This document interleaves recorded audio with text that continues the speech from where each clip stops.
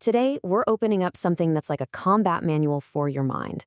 It's a guide to fighting and winning those invisible battles that just leave you feeling completely and utterly exhausted.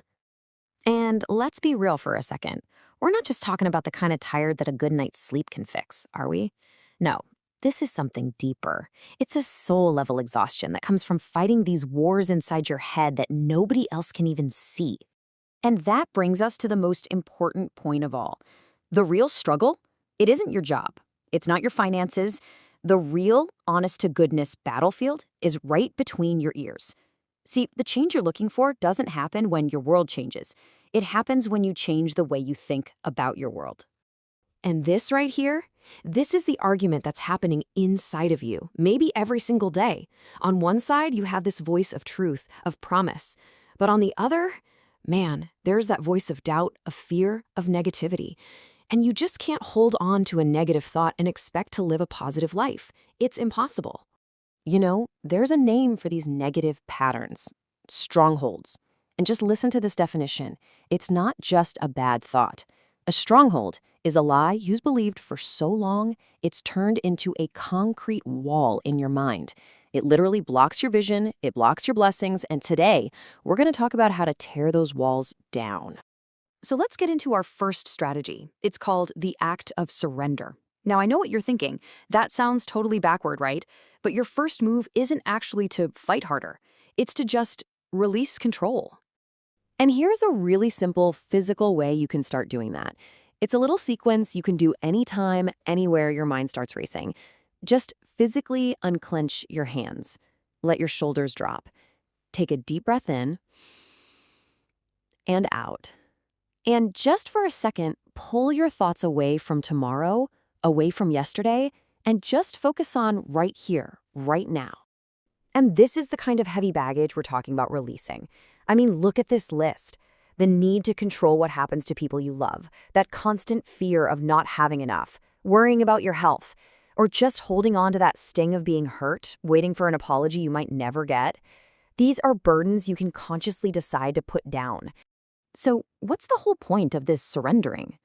Well, the goal is to basically create a clean slate, to let a sense of peace just wash over your mind, kind of like a gentle river, clearing out all that gunk, all that doubt and cynicism, to make room for something better. Okay, so now that we've kind of cleared the ground, it's time for our second strategy, wielding your spiritual weapons. This is where we shift gears. We're moving from a defensive posture to an active, empowered, offensive one. It's time to go on the attack. And this right here is the foundation for everything. You have to know who you really are. You're not just a victim of your circumstances or your past hurts. Your identity gives you authority. The enemy has been messing with your mind because he's banking on you not knowing who you are. And this is our call to action. You can't just be passive when a predator is after your peace of mind. You have to resist. You have to push back. It's time to wake up that warrior that's been sleeping inside of you. So how do you push back? You do it with authority. This isn't about begging, it's about declaring. So let's run through a few of these weapons. When you feel that panic rising up, you don't negotiate with it. You command it. You say, I bind the spirit of panic, and you tell it to go. Next up, we go even deeper. It's not enough to just deal with the symptoms, right? You have to get to the root of the problem.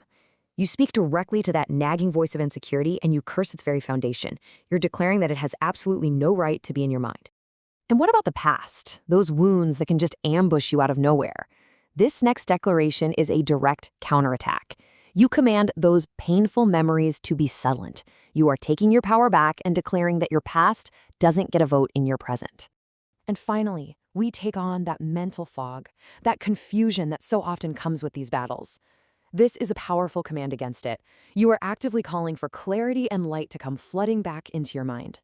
Remember, these aren't just happy thoughts. These are spiritual weapons. Okay, so after we've gone on offense, we need a long-term defense plan.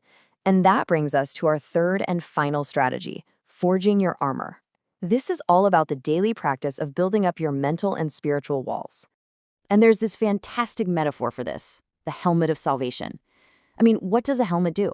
It protects your head, right? Your command center. The whole idea is to make your mind a no-fly zone, where those enemy thoughts, those lies, aren't even allowed to land. Now this This slide could change everything for you. When you feel like you are being absolutely buried by pressure, what if you're not being buried? What if you're actually being planted? Think about it. Olives have to be crushed to make oil. Grapes have to be crushed to make wine.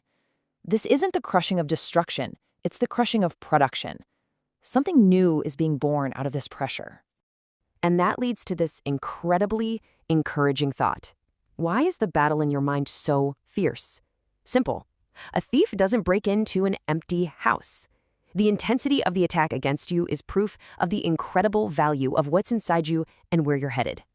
So, how do we pull this all together? We've surrendered, we fought back with our weapons, we've started building our armor. Now let's talk about how to make this your new normal, how to live as a victor, not a victim, every single day.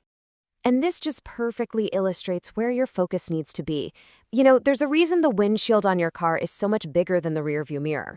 It's because where you are going is so much more important than where you have been. And here's the bottom line. You cannot walk into a new life holding on to your old baggage. You just can't. You can't walk into your promised land with an Egyptian mindset, meaning you can't carry the bitterness, the regret, the what-ifs from your past into your future. You have to let it go. And this is who you are now. These aren't just things you hope to be.